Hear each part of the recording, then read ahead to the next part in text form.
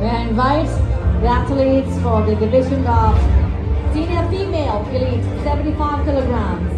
And may I invite the president of Swedish Muay Thai Federation, Mr. Kaiser, to do the honor, along with Very John Marco, Secretary General. Please do join us. ให้เกียรติการมอบรางวัลด้านบนเวทีนะครับ เราจะเริ่มต้นการมอบรางวัลจากเหรียญทองแดงในรุ่นนี้กันก่อนเหรียญทองแดงครั้งแรกได้แก่ And the bronze medal, Rhea Bellis, individual neutral athlete. ยินดีด้วยนะครับเหรียญทองแดงนักกีฬาอิสระครับ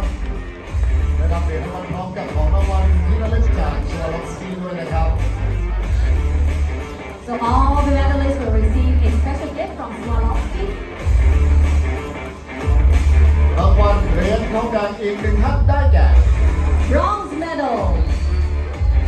Larissa Sasa from Serbia. นักกีฬาจากเซอร์เบียรางวัลเหรียญทองแดงครับนักกีฬาที่ขึ้นรับเหรียญรางวัลทุกท่านจะได้ของที่ระลึกจากชวาลอฟสกี้นะครับพร้อมกับช่อดอกไม้แสดงความยินดีครับ Congratulations. มาถึงเหรียญเงินได้แก่ Silver medal, Major Karajagi from Turkey. เหรียญเงินได้แก่นักกีฬาจากตุรกี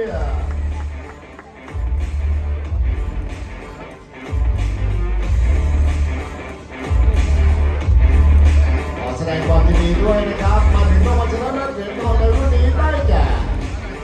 Gold medal, Irene Fossil Nelson from Sweden. เหรียญทองนักกีฬาจากประเทศสวีเดนนะครับคืนด้วยนะครับ